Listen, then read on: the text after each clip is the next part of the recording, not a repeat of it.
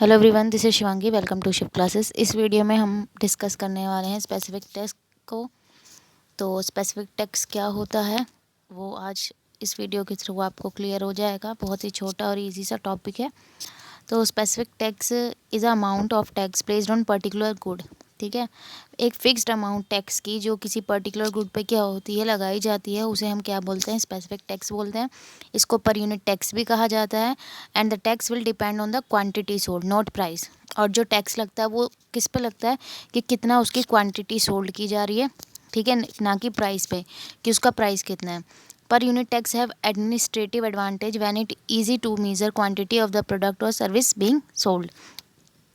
तो per unit tax की क्या है, एडमिनिस्ट्रेटिव एडवांटेज है, क्योंकि इसको मीज़र करना, किसको, क्वांटिटी को मीज़र करना किसी भी प्रोडक्ट या सर्विस को कि सोल्ड जो हो रही है वो बहुत ईजी होता है। Any tax will raise cost of production. अब कोई भी टैक्स लगता है, ठीक है, तो उससे जो कॉस्ट ऑफ प्रोडक्शन है वो क्या हो जाती है, इंक्रीज़ हो जाती है। तो जो सप्लाई कर्व है वो लेफ्ट वर्ड शिफ्ट हो जाएगा। अभी आगे की स्लाइड में हम देखेंगे डायग्राम को, उसके थ्रू आपको समझ में आ जाएगा। ठीक है, लेफ्ट वर्ड शिफ्ट हो जाएगा। चलो देख लेते हैं साथ साथ। ठीक है, एक एक लाइन पढ़ते जाते हैं और देखते जाते हैं। ये देखिए, टैक्स इंक्रीज़ होने से पहले ये सप्लाई था, ठीक है, डिमांड कर्व है हमारा डाउनवर्ड स्लोपिंग। तो सप्लाई कर्व कहाँ शिफ्ट हो गया है? लेफ्टवर्ड शिफ्ट हो गया है। क्यों? टैक्स है, टैक्स की वजह से क्या होगा? प्राइस राइज होंगे। ठीक है, the tax in the case of specific tax the shift will be purely parallel. तो पैरेलल है, आप देख सकते हैं, पैरेलल लाइन है एकदम। ठीक है, पैरेलल लाइन तो आपको पता ही होगा, जो कभी मीट नहीं करती, एकदम एकदम पैरेलल। ठीक है, पैरेलल है। Because the amount of tax is same at all price, क्योंकि जो अमाउंट ऑफ टैक्स होगी वो सभी प्राइस पे क्या होगी? सेम होगी, क्योंकि क्वांटिटी पे लग रहा है। That amount is illustrated in the distance between the supply curve with taxation and the one without taxation. तो अब हम देख सकते हैं कि जो अमाउंट है, ठीक है, सप्लाई कर्व के बीच में ये जो अमाउंट है आपको दिख रही है, ठीक है, ये वर्टिकल वाली लाइन जो है ये आपकी क्या है? टैक्सेशन अमाउंट है।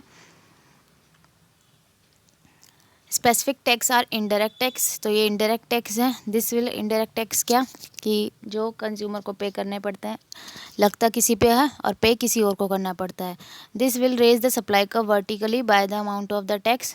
ठीक है, तो यहाँ पे जो वर्टिकली है देखिए, जो अमाउंट ऑफ टैक्स है वो क्या हो गई है? इंक्रीज हो गई है। And new curve will be parallel to the original curve. ठीक है, अब यहाँ देख लेते हैं, जो स्पेसिफिक टैक्स है वो P2 से लेके P0 तक है।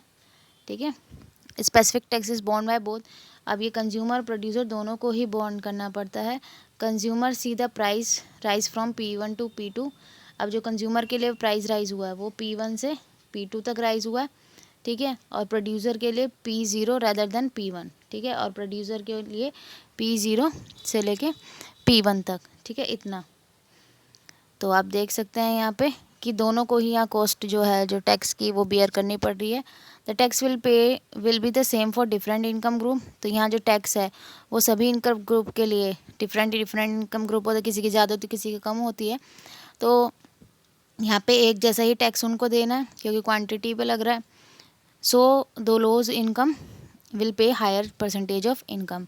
तो यहाँ पे जिनकी इनकम कम होती है उनको यहाँ पे ज़्यादा टैक्स पे करना पड़ता है।